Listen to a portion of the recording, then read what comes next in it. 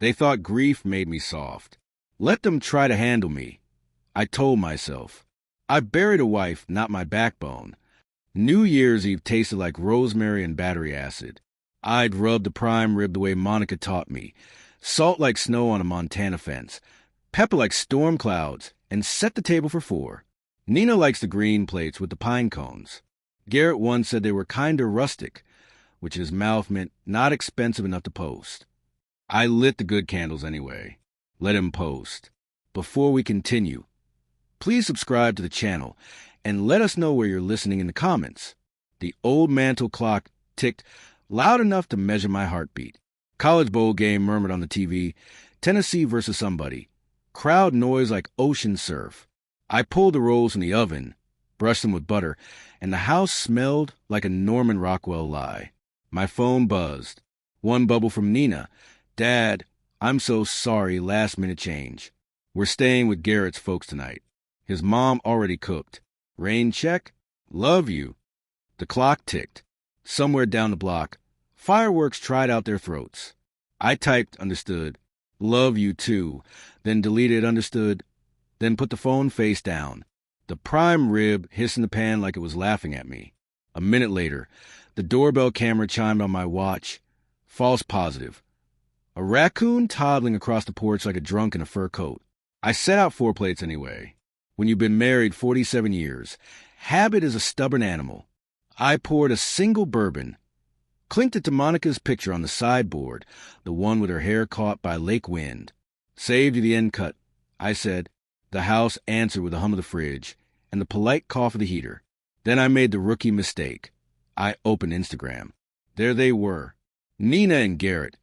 Framed by a table that looked like a Williams-Sonoma catalog had exploded cloth napkins folded like swans, a glaze M the size of a football helmet. His mom in pearls. Caption, starting traditions with family. Hashtag bless hashtag New Year Knew Us. Knew us. I stared until the screen dimmed. In the reflection, I saw a 72-year-old widower with a VA card in his wallet and a folded flag in a hall closet. A man who could strip a lawnmower engine by feel, but hadn't figured out how to keep his only child in the same zip code on the last night of the year. I ate standing at the counter. Prime rib needs company. Alone it tastes like apology. The TV counted down to midnight with people in glitter hats kissing strangers. I kissed 2 fingers and touched Monica's frame. 8 months. I whispered, I'm still here. At 12:03 a.m., my neighbor Harrison texted a firework that looked like a sunflower. You good, Cap? I sent back a thumbs up, then another lie. Great dinner. Sleep came like a bad salesman. Kept knocking, never entered. I drifted on the couch with the game's late highlights, muttering about comeback drives and clutch plays. Words made for other men. When dawn pushed gray through the blinds, the house was cold in that particular way that belongs to January and funerals. I needed air. I pulled on Monica's old red flannel, still faintly her shampoo, and stepped into the backyard. Frost shelved the fence. The gazebo we built the summer of '92 creaked as if it remembered us. The lake behind the houses wore a skin of ice. Not thick, just enough to hold a fragile lie. The wind made a harp out of chimes. I sat on the bench where we drunk coffee every Saturday for half a lifetime. My fingers found a plaid throw Monica kept out here for shoulders and soles, she'd say, because both catch chills. I wrapped it around my shoulders and felt something stiff underneath, not wood, not leaf. Paper edges, sharp as a rebuke. I lifted the corner of the throw, and there it was, tucked where only her hands would think to hide it, an envelope the color of winter cream, my name on it in Monica's looping hand. The clock inside struck 7 once, like a warning shot. I didn't breathe, because the flap was sealed with a kiss of wax, and pressed into that wax was a tiny brass lake pine stamp Monica used when something mattered. I turned that envelope over my hands the way a soldier checks a live grenade, knowing one twitch could change everything. Monica's handwriting hadn't touched paper in 8 months. Seeing those loops and flourishes again was like hearing her voice on the other side of a door I couldn't open. I carried it inside, sat at the kitchen table still littered with untouched plates, and stared at the wax seal. Brass pine over lake water. She used it for Christmas cards, wedding invites, Once for a Valentine's note that still smelled like lavender 20 years later. She never wasted it on trivial things. Damn it, Monica. I muttered. What did you know that I didn't? The knife slid under the seal with a pop. Inside, 3 pages of her stationery, the kind with faint blue flowers on the border. I started reading, and my chest clenched like a fist. Forrest, my love, if you're reading this, I've gone ahead, but I needed you to have more than memories. You've given me a life full of steady hands and laughter. I know grief can make a man forget his strength, so I left you something tangible, something safe, something that's only yours. My eyes blurred. I wiped them with the sleeve of her flannel, cursing the tears as if they betrayed me. There's a cabin near Echo Lake, tucked into the pines. You remember that weekend in '78 when we swore we'd come back? Well, I did. I bought it quietly, in your name only. The deed is in the roll-top desk, bottom drawer. There's also a trust set up, so no one can touch it but you, if storms come. And I think they will. This place is your anchor. I stopped breathing at storms. Monica was practical, not poetic. She didn't use words like that unless she meant something. The last line gutted me. Promise me you'll find a cabin. Don't let loneliness eat you alive. Build something with it. Build someone back to life. Even yourself. I pressed the paper to my face like a lifeline. Her scent was long gone, but memory is a cruel perfumer. By noon I had the truck packed. Thermos of coffee, gloves, the battered map of the county we kept in the glove box. Echo Lake sat 2 hours north, past the kind of roads that chew up tires and test faith. Harrison saw me loading and called from his driveway. Road trip cap? Something like that. You need a co-pilot? I shook my head. This one's between me and her. The road unwound under my wheels like a reel-to-reel tape. Pines thickened. Snowbanks rose like silent jurors. Every mile felt like following Monica's breadcrumbs through time. The truck heater groaned. The radio found only static and the occasional country ballad about whiskey and regret. Fitting. When I finally turned down the gravel spur toward Echo Lake, the trees arched overhead, a cathedral of ice and silence. Then, just as Monica promised, the cabin appeared, cedar siding weathered to gray, stone chimney tilting proud against the sky, a place untouched, waiting. My hand shook as I slid the key into the lock. Yes, a key wrapped in a letter with her note taped to it. For when you're ready to start again. The door creaked open, and the smell of cedar and dust rolled out. And there on the mantel, as if she'd known I'd come today, sat another envelope with my name. Only this one was marked. Read after you've chosen what kind of man you're going to be. I froze in the doorway, cabin swallowing my breath. What choice had she seen coming that I hadn't? The cabin felt like a time capsule Monica had sealed just for me. Dust motes swirled in shafts of winter light. The silence broken only by the groan of old beams and the distant crackle of lake ice shifting under its frozen skin. I shut the door and leaned against it, heart pounding like I'd crossed into sacred ground. I didn't touch the second envelope. Not yet. Her instructions were clear. After you've chosen what kind of man you're going to be. That line rattled around my skull like a loose shell casing. Chosen? At 72, hadn't I already made my choices? The roll-top desk sat in the corner, squat and familiar. I dragged the chair back, its legs screeching over the plank floor, and pulled the bottom drawer. Inside, neat stacks of documents, tied with Monica's tidy hand. The deed, crisp and official. My name alone. Then the trust paperwork, layers of signatures and legal seals. Oakley, the attorney Monica trusted, had notarized it all. She had done this while alive, behind my back, with a calm foresight that cut me to the bone. She knew storms were coming. I sifted further and found photograph. Us in '78, standing knee-deep in the lake, laughing, sunburnt, holding up a trout too small to brag about. She kept it all these years. On the back she'd written, "We start here, maybe we finish here." The words weren't prophecy, but damn if they didn't feel like one now. I lit the fireplace, fed it kindling, and sat in the creaky armchair. Heat seeped into my bones, but my mind gnawed on Monica's warning. Storms. She'd seen something in Nina and Garrett, or maybe just in the world, that I'd ignored. My phone buzzed. Service was weak, but one message clawed through, a text from Garrett. Hey, Forrest, just checking in. You sure you're handling everything okay? We can help manage bills and such. Wouldn't want things to slip through the cracks. My stomach soured. Bills? That man had never asked about my well-being unless there was a $sign attached. I typed nothing. Just set the phone down, watching it glow like a viper in the dark. Through the frosted window, I spotted movement on the road. A black sedan, slow, too clean for these backwoods roads. It idled by the tree line, lights off, then rolled on. Coincidence? Maybe, but I didn't believe in coincidences anymore. The fire popped. I stare at Monica's second letter on the mantel, its wax seal catching the firelight like a challenge. What kind of man are you going to be? I stood, walked to the window, and stared out at Echo Lake. The surface was brittle, but beneath lay dark water, patient and strong. My reflection in the glass was that of a man older, yes, but not broken. I said it out loud to the empty room, to Monica as she was listening. I'm the kind who fights. And behind me, the wax seal seemed to glint like it already knew my answer. I didn't sleep much that night. The cabin creaked like an old ship, every timber reminding me I was alone but not unarmed.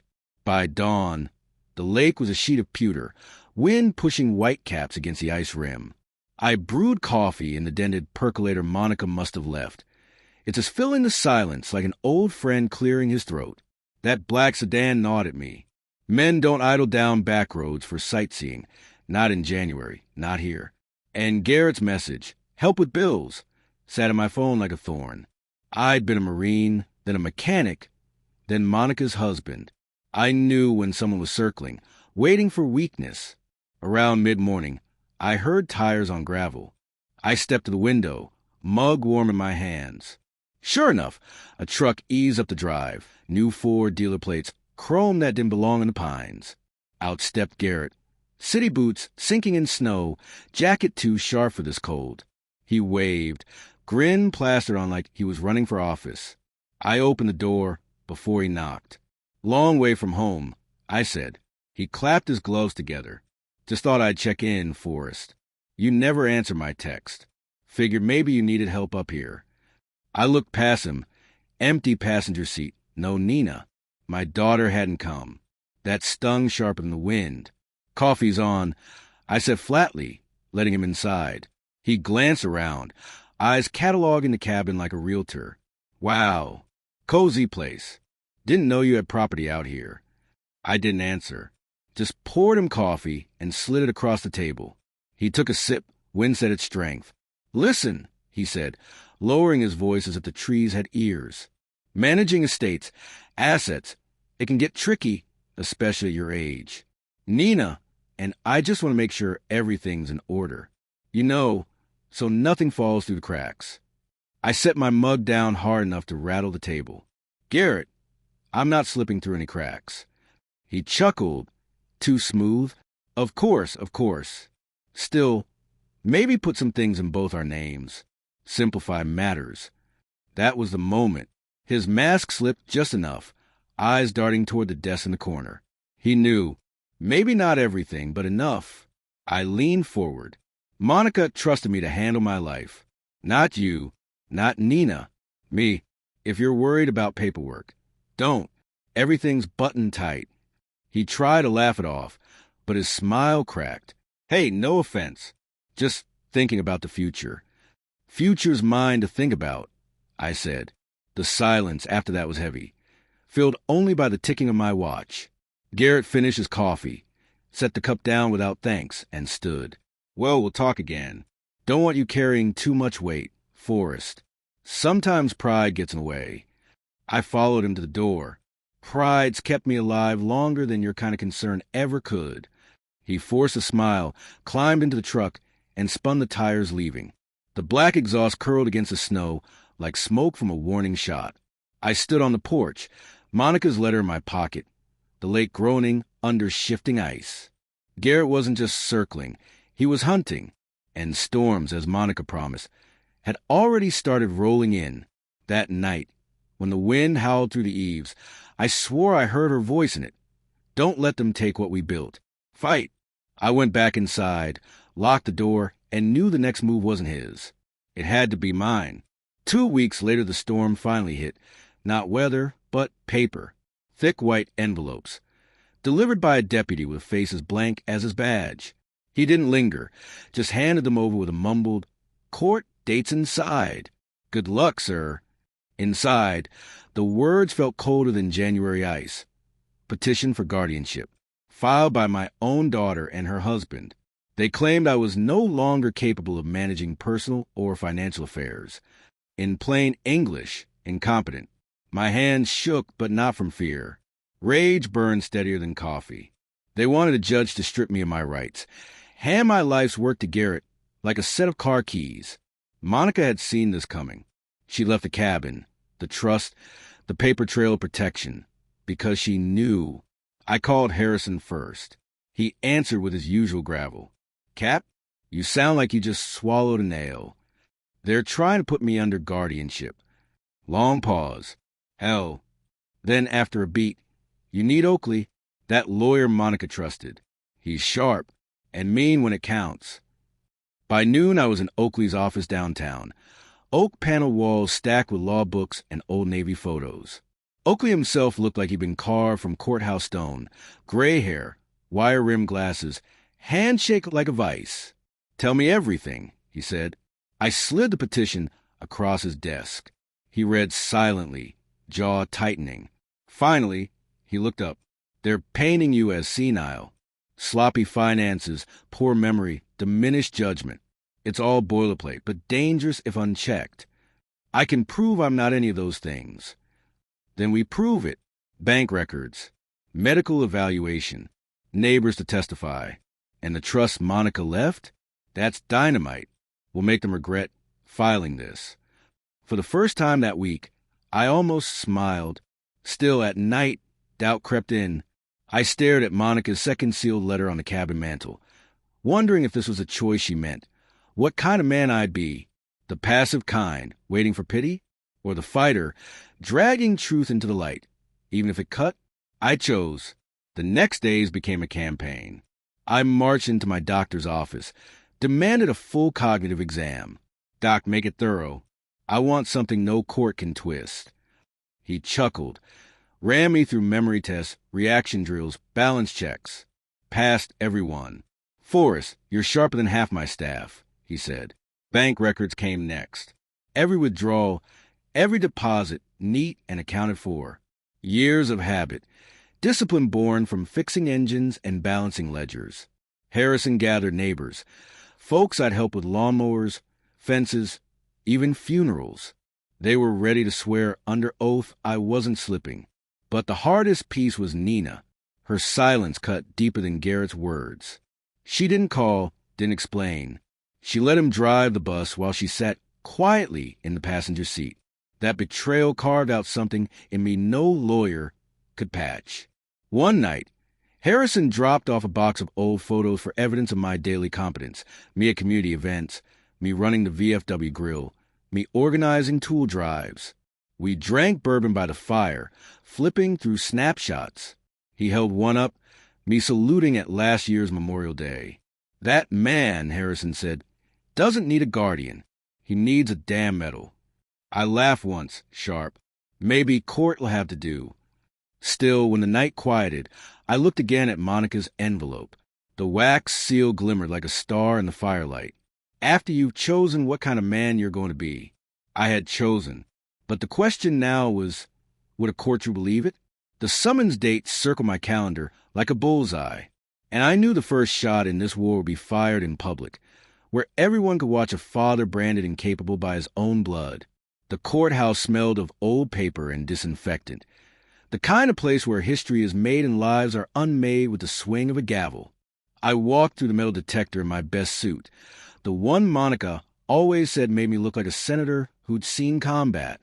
Harrison walked beside me, cane tapping like a drumbeat, and Oakley carried a briefcase heavy enough to sink a boat. The clerk called the case, petition for guardianship in re. Forrest H. Raines. My name echoed across the wood-paneled room, and for the first time in years, I felt like prey being sized up. Nina and Garrett sat at the petitioner's table.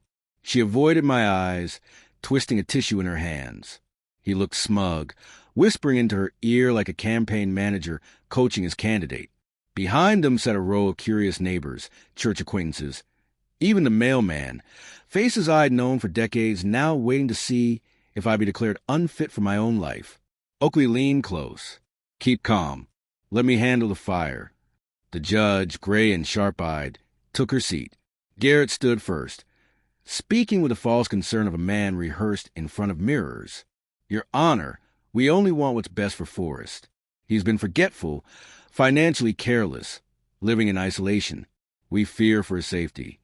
He laid it on thick, painting me as a confused widower stumbling through grief, a man one step away from losing a house or burning it down. Nina nodded weakly, her silent a knife twisting deeper. When my turn came, Oakley rose, voice measured steel. "Your Honor, we intend to show Mr. Raines is not only competent, but exemplary in managing his affairs.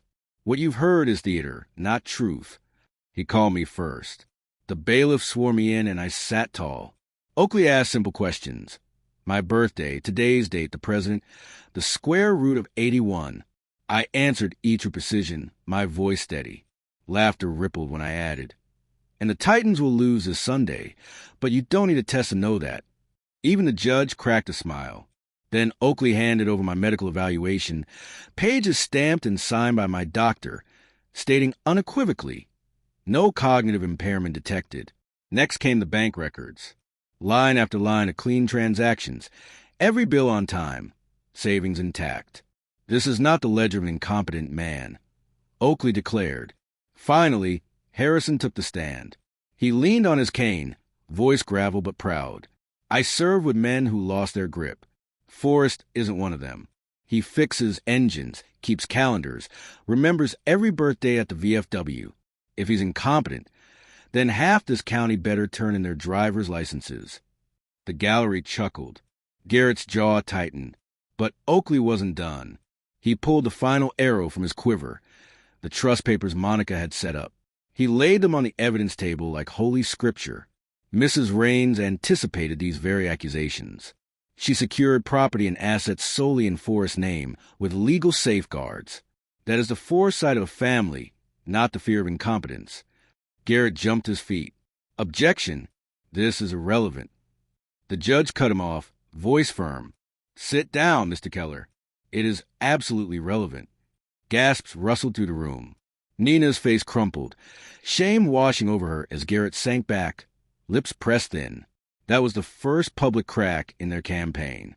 The first time the gallery saw who was protecting family and who was circling it like a vulture. The judge banged her gavel. "We'll reconvene tomorrow for closing arguments." As I walked out, shoulders square, I heard whispers in the benches. "Doesn't look incompetent to me." The first punch had landed, not in anger, but in truth, and the whole town had witnessed Garrett stumble. But I knew tomorrow would be bloodier, because corner men rarely retreat quietly. That night back at the cabin, I sat by the fire with Monica's sealed letter staring me down from the mantel. Tomorrow would bring closing arguments, and though today had been a win, I knew Garrett. Men like him don't lose gracefully. They doubled down. The logs cracked, sparks lifting like fireflies, and I thought of Monica's words. Storms are coming. She'd known our daughter could be led astray, known Garrett would sniff out opportunity and grief like a dog in a butcher's shop. That's why she'd built the trust, why she'd hidden the cabin. She hadn't left me a safety net. She'd left me a weapon. Around midnight, headlights swept across the window. I killed the lamp and moved to the shadows. A vehicle slowed at the edge of the drive, idling just long enough to fog the night air. My heart thumped steady, old instincts from the core stirring. Then it rolled on, same black sedan I'd seen before. The next morning, I ironed my shirt with the flat of my palm and drove into town early. Oakley met me outside the courthouse, his tie slightly crooked. "Sleep?" he asked. "Not enough to matter." Inside, the air felt thicker than yesterday. Word had spread. More neighbors filled the benches. even the pastor. This wasn't just a hearing anymore. It was a spectacle. My life on trial for public consumption. Garrett strutted in with Nina a step behind. She looked pale, like she hadn't slept either. He, on the other hand, grinned as though he'd already carved my name off the mailbox. Closing arguments began. Garrett's lawyer painted me as stubborn, isolated, and vulnerable to financial ruin. He even waved at my military service as if it were a liability. Trauma can cloud judgment, your honor. Age compounds that. Then it was Oakley's turn. He didn't pace, didn't shout. He just placed his hands on the table and spoke plain. Competence isn't measured by age or by grief. It's measured by action. Mr. Raines has proven with medical evaluations, financial records, and community testimony that he is capable. What this petition seeks is not guardianship, it's control. And control in the wrong hands is exploitation. The judge leaned back, watching, weighing. The silence after Oakley finished was louder than thunder. Then something unexpected. Nina stood. Her voice trembled. Dad, I didn't want this. The gallery gasped. I just want to make sure you were okay. Garrett said this was the best way. I let him talk me into it. I'm sorry. Garrett's face went crimson. He hissed, "Sit down," but the damage was done.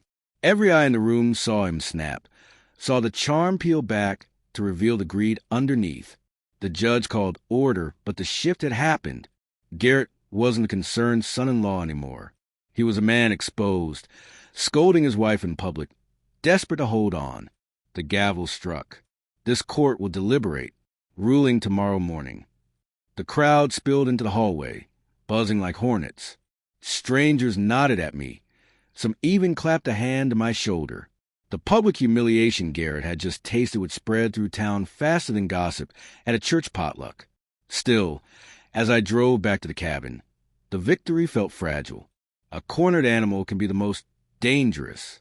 When I stepped inside, the envelope on the mantel seemed to glow in the firelight, daring me.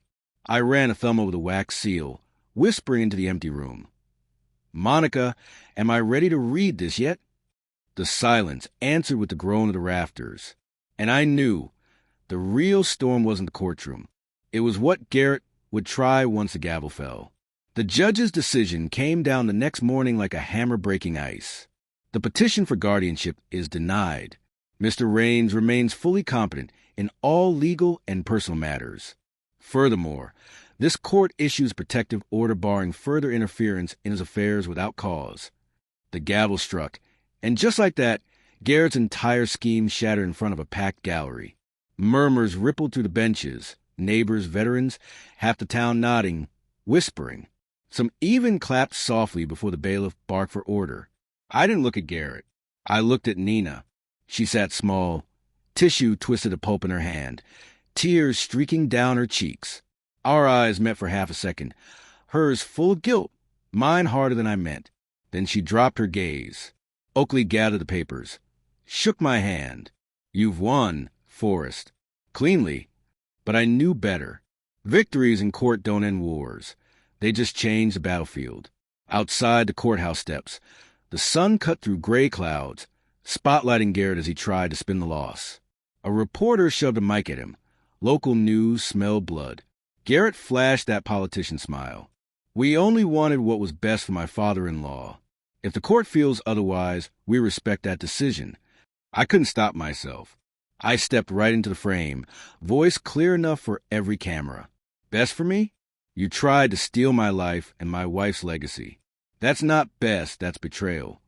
The crowd gasped. The reporter's eyes went wide, and Garrett's face lost its polish. He stammered, tried to laugh it off, but the damage was permanent. His public image cracked like lake ice in spring, and I had been the one to swing the pick. That was public humiliation number 2. By the time I drove back to the cabin, adrenaline had burned away, leaving bone-deep exhaustion. Still, I stopped at the mailbox on the gravel road. Inside, tucked between junk flyers, was another envelope. This one wasn't Monica's. It was typed cold and signed. "You think this is over." It isn't. Some things can't be protected by paper. My gut clenched. Garrett had friends, or at least desperation. Back inside, I locked the door, stoked a fire, and poured bourbon neat. The second letter from Monica still sat sealed on the mantel, patient as ever. I wanted to tear it open, but her instructions rang in my ears. After you've chosen what kind of man you're going to be. Hadn't I already chosen? I'd fought, stood tall, exposed Garrett for what he was. But maybe the real choice wasn't about proving myself in court. Maybe it was about what I'd do with the power Monica had left me. I walked out onto the porch. The lake lay frozen under a bleeding sunset, red streaks across white ice. I imagined the cabin filled with voices, veterans laughing, kids running, families healing. Monica's dream wasn't just survival. It was creation. That's when I heard the crunch of tires. Headlights swept the tree line. The same black sedan rolled slow, engine low, windows tinted. It paused at the bend, lingered, then drove on. I stood there, bourbon in hand, breath foggy in the cold. Garrett had lost in court, but he hadn't surrendered. And tomorrow, when the sun rose, I'd find out exactly how far he was willing to go. The black sedan wasn't a ghost. It came back the very next night, idling longer this time. Headlights off, engine purring like a predator circling the herd. I stood at the window with the shotgun Monica's brother left me years ago, unloaded but heavy in my hands. Just holding it slowed my pulse. Whoever sat in that car needed to know I wasn't blind or scared. I flipped on the porch light. The beam cut through the trees, glinting off chrome. The sedan revved once, then pulled away, taillights bleeding into the dark. The next morning, Harrison showed up unannounced. He shuffled in, snow still clinging to his boots, and dropped a grocery sack on the table. "You look like hell, Cap." "Car's back." "Same one," I said. He frowned, chewing his lip. "That's Garrett's brother-in-law's ride. Fella's got more debt than sense. If he's sniffing around, Garrett's pulling strings." I nodded. They think the court ruling was just the first round. Now they'll play dirty. We sat in silence a while, the fire popping between us. Harrison finally leaned forward. "So what's the plan? You're going to hole up here forever, waiting for shadows to drive by?" I shook my head. "No. Monica didn't leave me this cabin to hide. She left it to build, to fight back the right way." That evening, I drove into town. At the VFW hall, old friends nursed beers, dominoes clicking like bones on the table. When I walked in, heads lifted. The news had traveled. Everyone knew what Garrett had tried in court. I cleared my throat. "Boys, I've got a place up north. Quiet, sturdy. I want to turn it into something that matters. A retreat for veterans and their families. Monica's idea, really, but I'll need help." The room went still. Then one by one, nods, grins, fists on the table. "Damn right," someone said. "Count me in." By the time I left, I had volunteers, carpenters, even a retired nurse. Word would spread faster than rumors at a church picnic. Garrett's little campaign to paint me weak had backfired. Now the whole town would see me stronger than ever, building something instead of losing it.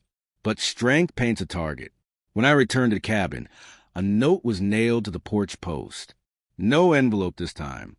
Just 3 words scrawled in block letters. "Drop it now." The wood around the nail splintered under my thumb. Whoever left it had done it fast, bold, no fear of being seen. I burned the note in the fireplace, watched the paper curl to ash. Then I lifted Monica's sealed letter again, running my thumb over the wax pine emblem. Maybe this was the choice she meant. Not whether I'd fight in court, but whether I keep fighting when the battlefield turned mean. The lake outside groaned, ice shifting like bones breaking. I whispered to flames, "You should have left me alone." And I knew the next humiliation wouldn't happen in a courtroom. It would happen on the stage of this whole town, and Garrett wouldn't see it coming. The next Sunday, the church fellowship hall was packed tighter than a county fair pie contest. Word had spread about my plan for the cabin, and Pastor Lane had asked me to share it after service. I hadn't stood at a pulpit since Monica's funeral, and my knees remembered the weight of that moment. But this time, I wasn't speaking for loss. I was speaking for battle. Garrett and Nina sat 3 rows back.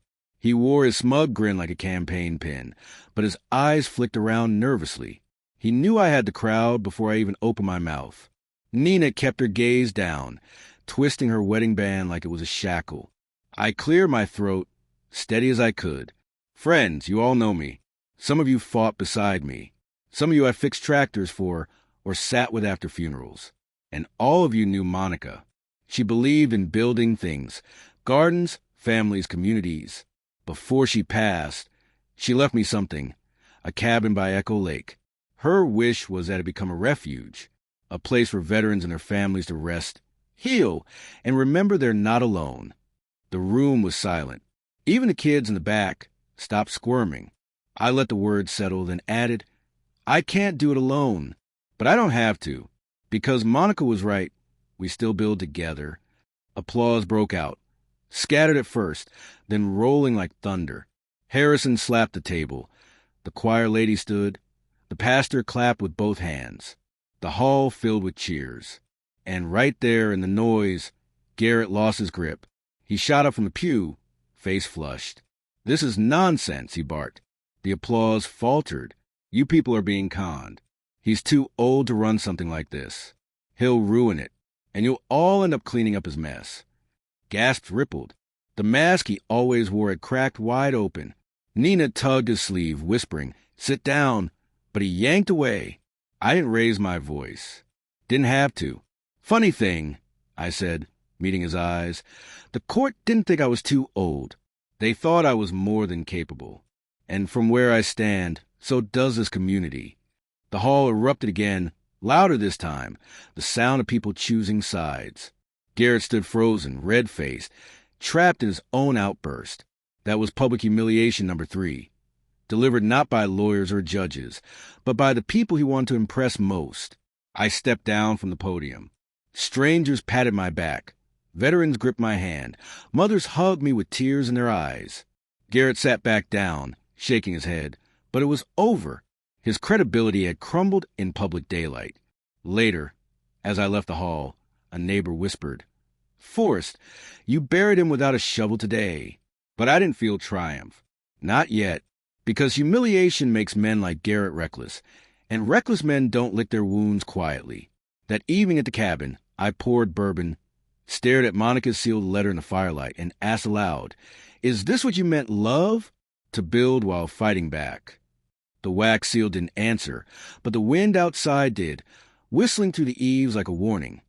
The worst storm hadn't hit yet, and I knew, as sure as the lake held dark water under ice, that Garrett's next move wouldn't be words. It would be something sharper. The first snow of February came heavy, burying the pines and muting the world. The cabin felt smaller with drifts stacked against its walls, but I welcomed the weight. Snow is honest, you can see every track left behind.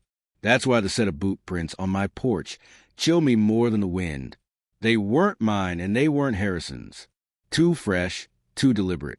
They stopped at the window, then doubled back toward the road. Whoever was had stood there a while, looking in, watching. I called Harrison.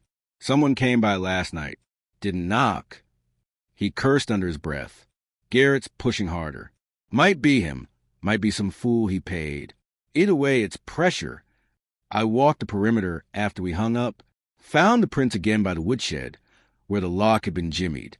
Tools scattered inside, a couple missing hatchet, hammer. Small things, but enough to make a point.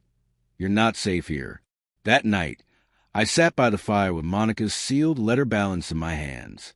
My thumb rubbed the wax pine until it wore warm. After you've chosen what kind of man you're going to be, well, here I was, a man under siege in his own sanctuary. But the choice wasn't about whether I'd fight. That was already settled. The choice was about how. The next morning, I drove into town. First stop, sheriff's office. I filed a report, gave them details. The deputy scribbled, promised patrols. But I saw in his eyes, no resources, no appetite to get in the middle of family feuds. Second stop, lumberyard. Picked up boards, locks, motion lights. Third stop, the VFW. By sundown, 3 old Marines and a Navy man followed me up the mountain, loaded with gear and grins like wolves. We'll make this place tighter than Fort Knox. One said. We worked through the night. Reinforced doors, reset locks, wired-up lights that would cut through the dark like stadium flood lamps. By dawn, the cabin was less a retreat, more a fortress. Monica would have hated the look of it, but she'd have understood. Around breakfast, Harrison leaned on his cane, sipping coffee. Garrett's cornered. He's bleeding reputation, money, and now control. He'll come again, Cap. You know that. I know, I said, staring at the lake through frost-blurred glass. And I'll be ready. The snow kept falling, erasing tracks as quick as they were made. But my gut told me the next set of footprints wouldn't vanish so easy. That night, as the storm rattled the shutters, I thought I heard a car engine idling out on the road. I killed the lights, stepped a window, and waited. Nothing, only the snow. But the hairs on the back of my neck stayed up, because silence can be louder than noise, and I knew this wasn't over. When I turned back to the fire, Monica's envelope slipped off the mantel, landing at my feet as if pushed. The wax glimmered in the embers. I picked it up and whispered, "Not yet, but soon," because Garrett was coming, and when he did, he'd learn what kind of man I'd chosen to be. 3 nights later, the storm broke, and with it, the last of my patience. The cabin sat hushed under a pale moon, snow gleaming like armor. I'd just banked the fire when motion lights outside snapped on, flooding the yard in white. My heart thumped once hard. I moved to the window. There he was, Garrett, clear as daylight, stomping across my porch in that shiny city jacket, breath steaming. He wasn't alone. 2 figures lingered near the tree line, shadows with shoulders hunched. He pounded the door with the flat of his hand. "Open up, Forrest." I didn't. I let him shout. Let the night carry his voice across the frozen lake. Finally, I cracked the door, shotgun cradled, not loaded, but he didn't know that. Careful where you knock, son. Out here, folks take trespassing personal. Garrett sneered. You can't scare me with that antique. You're done hiding in this shack. Nina deserves her inheritance. You're hoarding property, trusts, money, while losing your grip on reality. We're not leaving until you sign something. I stepped onto the porch, breath fogging between us. You think threatening me in the dead of night makes you a man? You're a coward. Couldn't win in court, couldn't win in church. So now you come skulking with backup. One of the shadows shifted, muttering, "This ain't worth it, Garrett." But he waved them off. "I'll ruin you, old man." Garrett spat. "The town might pity you now, but give it time. They'll see the truth. You'll be a burden, a joke, a forgotten relic." That did it. I lowered the barrel, met his eyes, and said steady, "The only relics I keep are medals you'll never earn. And when this town remembers me, it'll be for what I built, not what I stole." The floodlights hummed, snowflakes swirling in their glare. Garrett's smirk faltered. For the first time, he looked small, just a man caught in a fight he didn't understand. "Get off my land," I said. "All of you." He hesitated, then turned sharp, muttering curses. The shadows followed, boots crunching through snow. The black sedan roared to life, tail lights vanishing down the road. I stayed on the porch long after they were gone, shotgun heavy in my hands, moonlight carving hard lines across the lake. Back inside, I set the gun by the door and poured a bourbon, hand steady now. Monica's sealed letter waited on the mantel. I held it close to the firelight, the wax pine catching a glow. "Not yet," I whispered, "but soon," because I knew what tonight meant. Garrett wasn't giving up. He was escalating. And next time, it wouldn't be bluster. The lake cracked outside, echoing like distant gunfire. A warning or a promise. Either way, I'd be ready. The snow began to thaw, and with it came whispers. At the diner in town, I heard my name carried table to table. Forrest Raines, the widower who'd beaten his son-in-law in court, the man turning grief into something useful. Some said hero, others said stubborn old mule. I didn't care which. Both meant I was still standing. Garrett, though, wasn't. Word had his contracting business, had lost clients after his outburst at church. Folks didn't trust a man who tried to strip his own father-in-law dignity. That was humiliation enough, but humiliation breeds desperation, and desperation has teeth. I saw him again one Thursday outside the hardware store.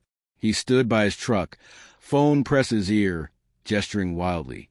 When his eyes caught mine, his mouth twisted into a smile too wide, too sharp. He held the stare until I drove off. No words, just a silent promise. Back at the cabin, I doubled down. Harrison and the boys helped patch the roof, lay new planks, clear trails. We hauled in bunks, stocking goods. Slowly, the place was transforming, not a hideout, but a haven. Veterans came by to see it, to dream about what it could be. Their laughter filled the rooms, their kids' footsteps echoing in the halls. One evening, after the volunteers left, I found a fresh envelope wedged in the doorframe. My name, scrawled in block letters. Inside, a single photo. Me, taken from the Treeline, hammer in hand, mid-swing on the roof. On the back, written in ink that bled, "Old men fall hardest." I sat at the kitchen table a long time, staring at it. Whoever had taken the shot had been close. Too close. I could have called the sheriff again, but I knew the answer. Patrols, shrugs, no real protection. This fight was mine. That night, the cabin was too quiet. The fire hissed, the lake groaned, but under it all lay silence that pressed like a weight on my chest. I took Monica's sealed letter from the mantel, held it under the lamplight. My thumb traced the wax pine, again and again. What kind of man are you going to be? I whispered, not pray, not a relic. I tucked the letter back, loaded the shotgun this time, and laid it across my lap by the fire. My hands were steady. Hours later, the crunch of snow came faint from outside. Not a car, footsteps, slow, deliberate, circling. I killed the lamp, let my eyes adjust. Through the slat of the window, I caught a figure moving between trees. Too far for detail, too close for comfort. The motion light snapped on. The figure froze, then bolted into the dark. I stood in the doorway, shotgun ready, heart hammering. The lake cracked loud, like a rifle shot across water. And in that frozen silence after, I knew the confrontation was no longer coming. It had already begun. The next morning, I found what the runner had left behind. A boot print in the snow, sharp tread marks leading straight up to the porch, then breaking away toward the woods. But there was something else, wedged under the wiper of my truck. A folded paper, wet from frost. I opened it with numb fingers. Just 3 words again. Time is short.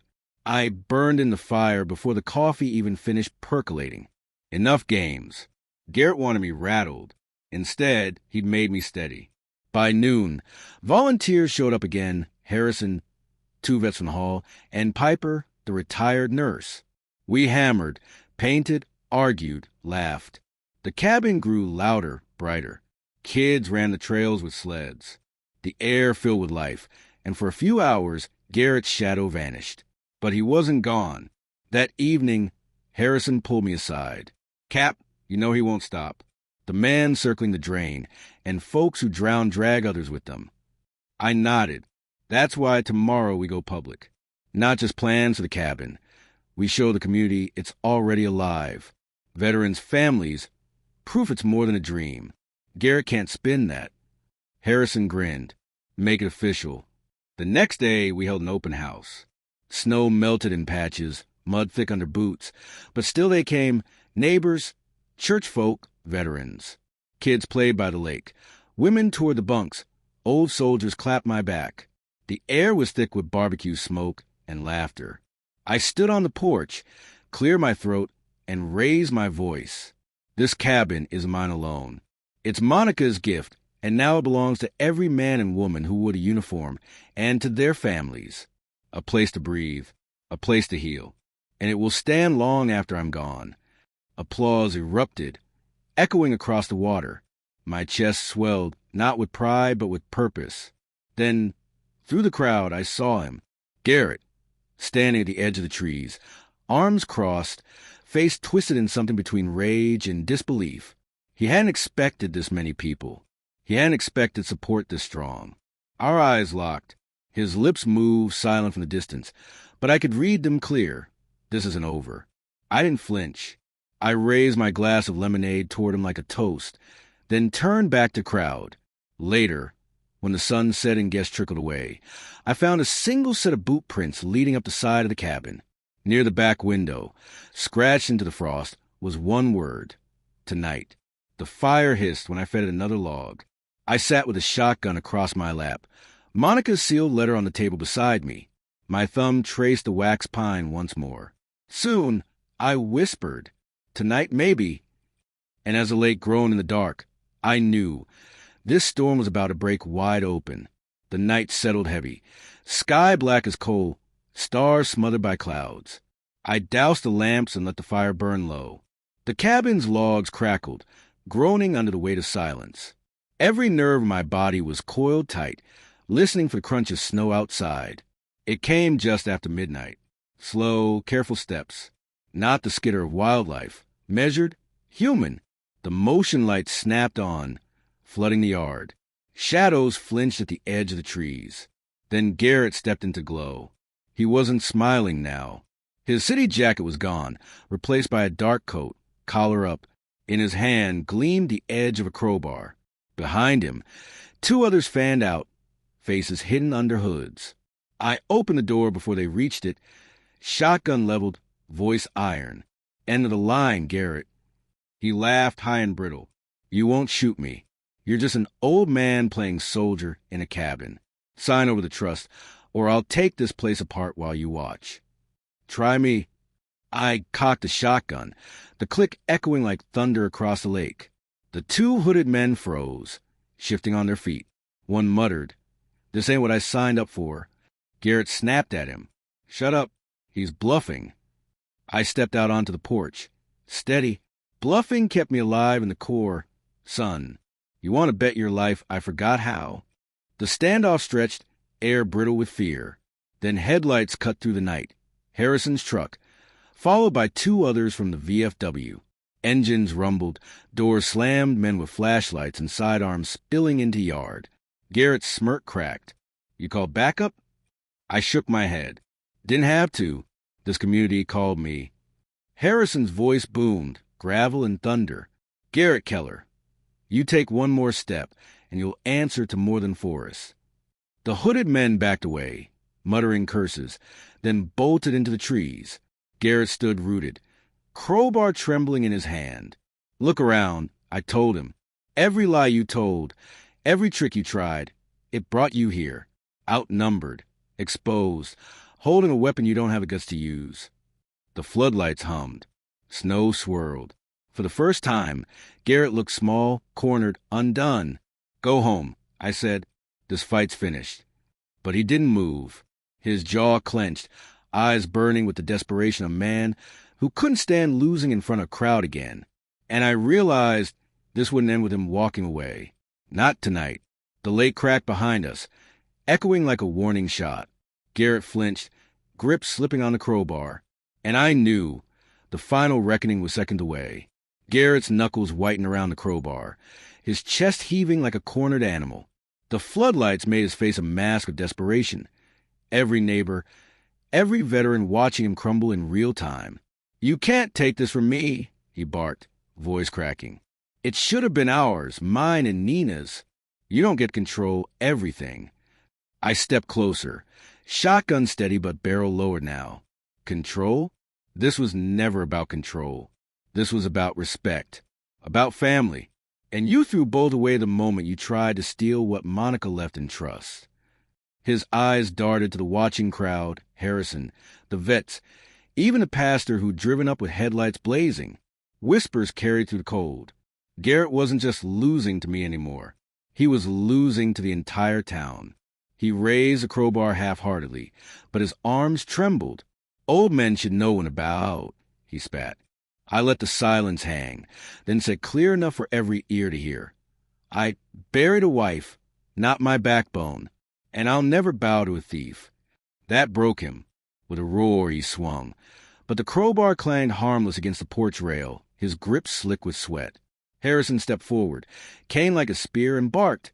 "Enough!" The sheriff's cruiser pulled up then, tires crunching snow, lights washing the scene red and blue. Deputies poured out, commanding Garrett to drop the weapon. He froze, staring at me one last time. Rage, fear, and humiliation tangled his eyes. Then the crowbar clattered to the boards. The deputies cuffed him while the crowd murmured, some shaking their heads, others muttering prayers. Nina arrived minutes later, breathless, face pale. She saw Garrett being led to the cruiser and burst into tears. Then she turned to me, voice small. "Dad, I'm sorry. I let him twist everything. I should have trusted you." I put a hand on her shoulder, heavy but not unkind. Trust can be rebuilt, Nina, but only if it's earned. The cruiser drove off, taillights disappearing into the night. The crowd lingered, but slowly they, too, left until only Harrison and I remained. He clapped my shoulder. "Cap, you didn't just win. You buried him." When the cabin was quiet again, I finally reached for Monica's sealed letter. My hands didn't tremble this time. I broke the wax pine emblem and unfolded the pages. "Forrest, if you're reading this, it means you stood your ground. I always knew you would. This cabin isn't just a refuge for you. It's meant to be bigger, stronger. Let it shelter others the way your love sheltered me. Build it into something lasting. That's how you beat the storm. Not by surviving it, but by turning it into a foundation." Tears blurred the ink. I stepped outside, letter in hand, and looked at the lake. Ice cracked softly, water beneath alive and patient. The same lake where Monica and I had once laughed with a trout too small to brag about. I whispered to the night, "I kept it safe, love, and I'll keep building." The wind stirred the chimes.